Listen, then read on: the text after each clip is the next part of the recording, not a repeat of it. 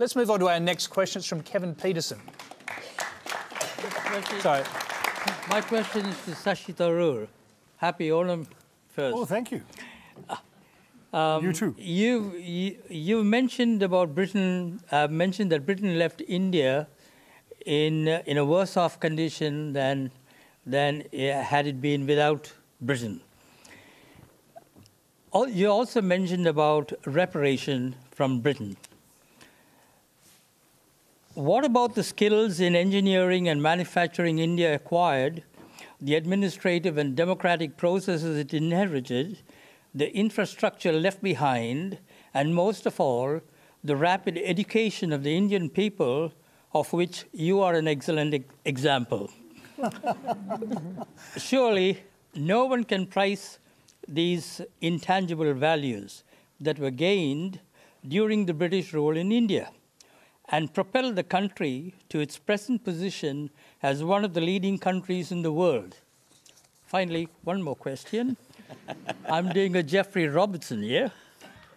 In your opinion, where would India be today if the British did not step into India? Oh, there's a lot there. It'll take the rest of the program to answer. I'll try and touch on it. But this is almost like the American saying to the widow of the American president, apart from that, Mrs. Lincoln, how did you enjoy the play?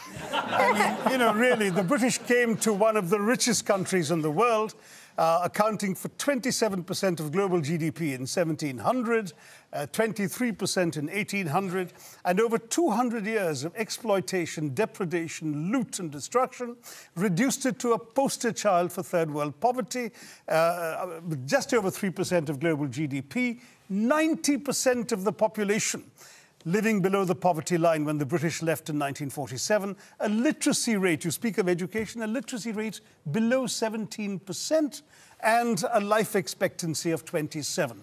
The growth rate of British India from 1900 to 1947 was 0.001%. That's what they were doing while draining the country of taxes and resources. Education, my gosh, the British, the last thing they wanted to do was invest in educating Indians. Will Durant, the American historian traveling in India as late as 1930, pointed out that the entire expenditure of the British on education in India, from the nursery level to the highest universities, was less than half the high school budget of the state of New York. All the Indian institutes of technology, the engineering achievements you're talking about, were established after independence by the government of India. There is simply no comparison between the accomplishments of India rising from the ashes the British left us in and what was done in 200 years. I've given many figures. Just take one example, the textile industry, because India was a huge exporter of For 2,000 years, it was the world's leading exporter. What happened? In fact, in the Roman Empire, there are debates recorded by Pliny the Elder of Roman senators complaining about the amount of the Roman Empire's gold that was being sent off to India because of the tastes of Roman women for Indian muslins, linens and cottons. Was it just modernism, the Industrial Revolution that destroyed it, or was it something else? No, that's the excuse that apologists like to make, that, you know, oh, it's not our fault, you just missed the bus for the Industrial Revolution. Well, we missed the bus because you threw us under its wheels, is what I tell the Brits. I mean, the fact is, in the name of free trade, the British came in and destroyed the free trade that had made India a leading exporter of textiles. The British soldiers smashed the looms so people couldn't practice their craft. They imposed punitive duties and taxes on the export of Indian textiles while lifting duties on the import of British cloth. And they achieved a captive market at the point of a gun. This is not exactly free trade, as you can imagine. Cities like Murshidabad and Dhaka in the subcontinent were depopulated. In one notorious incident, weavers had their thumbs cut off, so when the looms were repaired, they couldn't weave again. Textiles were systematically destroyed as an industry by the British. And that's only one example of many. Well, I'm going to quickly go back to our question. Now, Kevin, do you accept that perhaps the British weren't quite as benign as you've just suggested? Please read the book, Kevin. There's a lot more there. I've got the book. I'll bring Laurie in here. He gave a speech along these lines to the Oxford Union. He got wild applause from the students and others sitting around the Oxford Union Hall. And I'm just wondering, have young Brits come to terms with their colonial past? No, we haven't at all. Young Brits of every class have no idea about our colonial past, and that is being deliberately done. We are deliberately denied or kept away from education about the graphic facts of what the British did around the world, including in this country, to the people of this country. The crimes of the British and the crimes that we committed and that were done in our names over 400 years of pillage and conquest is something that we don't like to think about, and yet it is everywhere in modern British history. When people talk about Brexit, it's stunning to me that if you ask British people who voted for Brexit what their major fear is, their fear is that people will come to our country and take our things. And that's exactly... why... I just can't... It doesn't compute, but we don't know this history. I took history in British schools up to the age of 18, and I got a pretty good grade. And most You never learned a line of colonial history, did you? Well, almost everything that you have just said, I learned from your book. I'm just going to throw quickly back to Shashi because, one of the great heroes of the Second World War, in fact, of the 20th century, Winston Churchill, you've basically accused him in your book of complicity in a famine that killed 4 million Bengalis. Rightly so. 4.3. I mean, Churchill personally took the decisions that actually not only plunged Bengal into starvation, but had the British actually purchase grain that the Bengalis could barely afford to buy in order to ship it to Europe, not to aid the war effort, as his defenders claim, but to boost the buffer stocks in the event of a future possible invasion of Greece and Yugoslavia. People started dying, and Churchill said, well, it's all their fault anyway for breeding like rabbits. He said, I hate the Indians. They're a beastly people with a beastly religion. Australian ships were docking in Calcutta port and were ordered by Churchill and his odious paymaster, General Lord Cherwell, not to disembark their wheat, but to sail on to Europe, where their wheat might be used in some future reserve stock. On top of that, when conscience-stricken British officials... Yes, I was going to say, did Churchill know people would die? Yes, the conscience-stricken British officials are constantly sending memoranda to the Prime Minister personally, because it was his decision, saying that people were dying literally on the streets, and all Churchill could bring himself to do was write peevishly on the side of the file, why hasn't Gandhi died yet? Wow. And this is the man the British want us to hail as an apostle of freedom and democracy, when he has as much blood on his hands as some of the worst genocidal dictators of the 20th century. Well, thank you. You underlined that point so well, we can let others debate it. You're watching the Melbourne Writers' Festival Q&A. If you have a question for our political leaders, join Q&A in the House this week. Shashi, you're a politician. What do you think? I mean, obviously you've spent a lot of time looking at this and thinking about it. Well, I think part of the problem really is that every movement creates or provokes a reaction, and there's going to be reactions, whether it's the right that's making advances or the left. There's no question that the world has moved on. I don't think this show, when it first began, would necessarily have had the first guest acknowledging the owners of the land and paying tribute to their elders. That's already a sign of respect for a sensitivity that was ignored in the past in Australia. I think you'll certainly find that the way in which the discourse has moved around the world on things like homosexual rights, on things like other privileges for same-sex couples, transgenders, all of this... Not moving very fast in India, your own country, I should say. Well, transgenders, curiously, is moving faster than same-sex relationships in terms of political acceptability, simply because culturally we've simply been used to them being around all this time. Homosexuality, frankly, was completely acceptable in Indian culture for 2,000 years, till the Brits came along and outlawed it. And then we have we are going to come... We're going to come to your notions of the Brits. I think, Laurie, there's actually two kinds of backlash going on in the world right now. There is a backlash against globalization, which has created winners and losers, and these people see themselves as losers. And they ask why they should vote for politicians or sending their jobs off to Shanghai. But there's also a cultural backlash going on. I think Michael talked about the globalized elites, right? Hillary and Goldman Sachs, all of this stuff. It was a revolt against Davos man on the economic front, but was also a revolt for greater cultural authenticity, religious identity, nationalism. All of these things, I think, lay behind Trump, lay behind Brexit, lie behind Geert Wilders in the Netherlands or Marine Le Pen in France. This is a phenomenon that's worldwide. I mean, the details, the manifestation may vary from place to place. But these two backlashes are taking place. Sometimes they're both together. Sometimes they're separate. For in India, we have a cultural backlash with a party that's very much, for a religious identity, just like Turkey.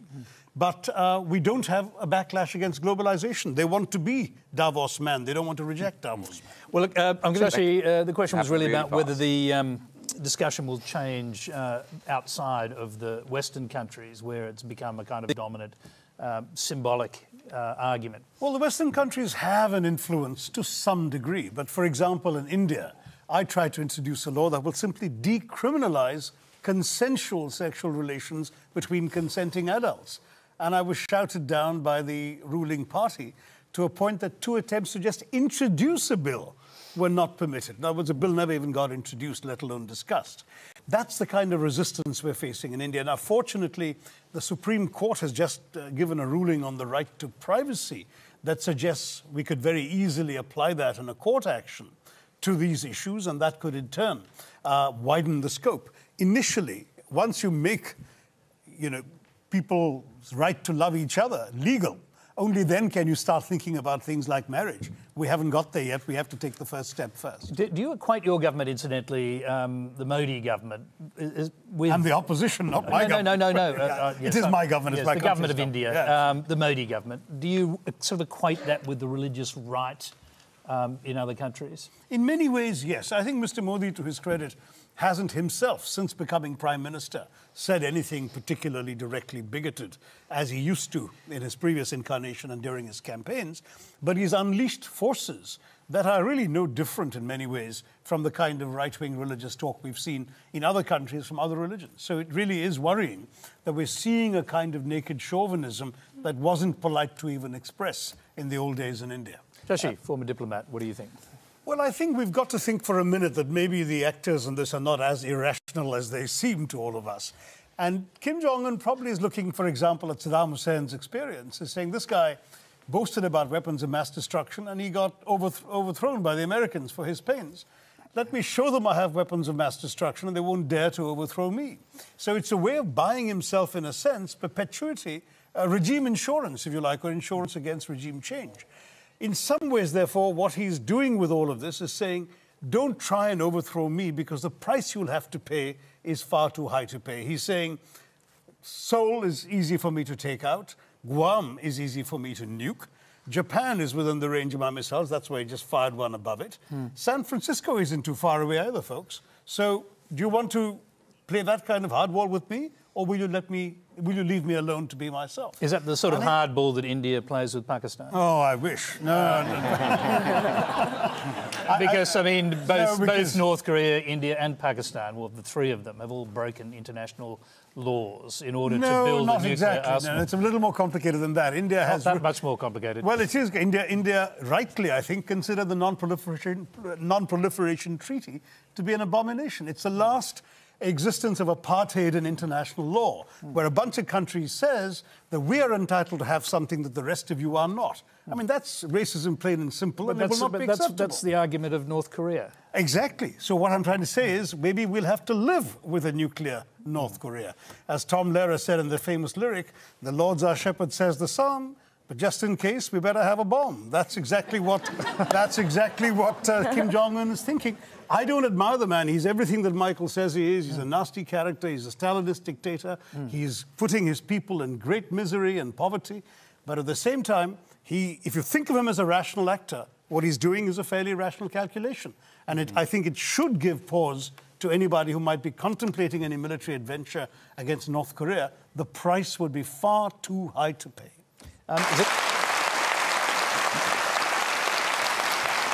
Thank you. Now, Q&A is live across Australia on ABC TV, iView and News Radio at 9:35 Eastern Standard Time. And you can stream us around the world on YouTube, Facebook and Periscope. Well, our first question comes from Katie McDonald. Laurie Penny, in the wake of Brexit and the Trump presidency, many have blamed radical progressive liberalism and the rise of political correctness. it is argued that movements such as feminism and equal rights for minorities have alienated and agitated a silent majority that are now revolting against the Liberal agenda. With this in mind, how do we continue to fight for equality and equity for all without aggravating or disenfranchising the other side? Well, Laurie, welcome back.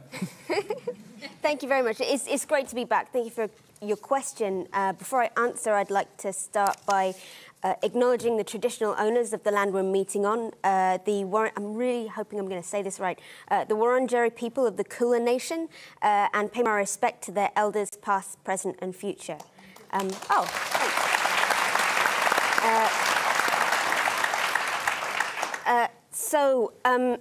We've been hearing this a lot since Brexit, since the election of Donald Trump, that really it's the left's fault and it's women's fault and it's Muslim people's fault and the fault of people of colour for just asking for too much equality and too much change. And really, it's look what you made us do, is what I hear.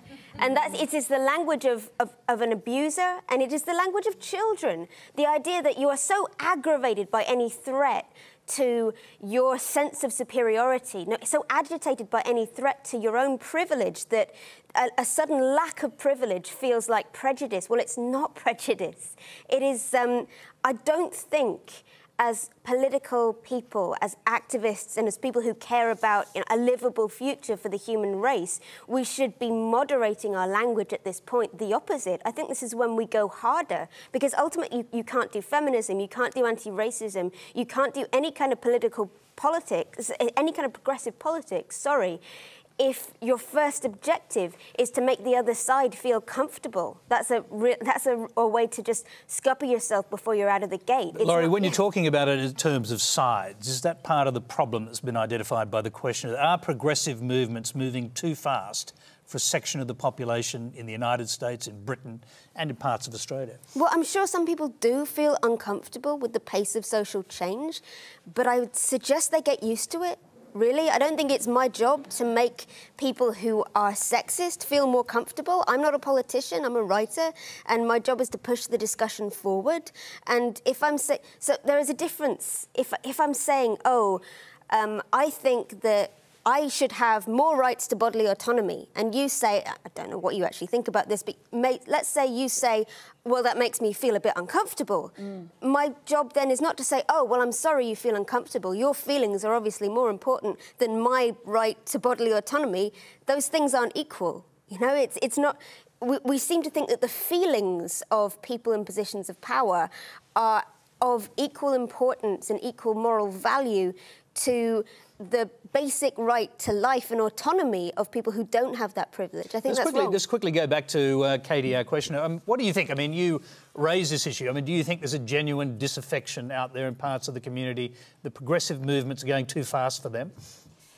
I have always believed pretty much what Laurie has been saying up until Trump was voted in.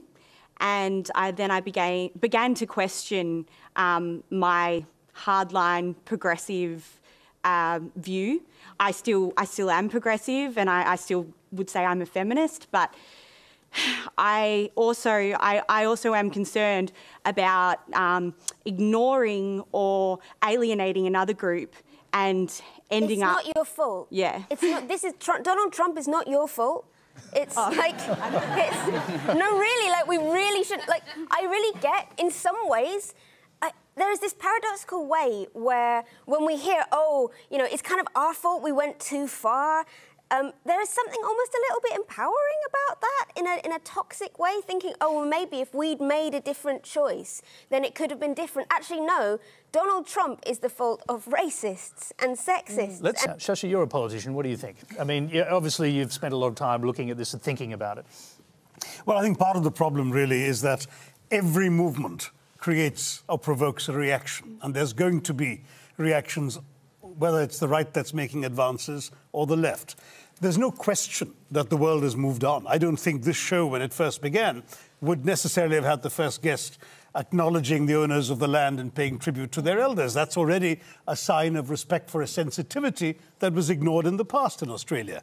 I think you'll certainly find that the way in which the discourse has moved around the world on things like homosexual rights, on things like other privileges for same-sex couples, transgenders, all of this... Not moving very fast in India, your own country, I should say. Well, transgenders, curiously, is moving faster than same-sex relationships in terms of political acceptability, simply because culturally we've simply been used to them being around all this time.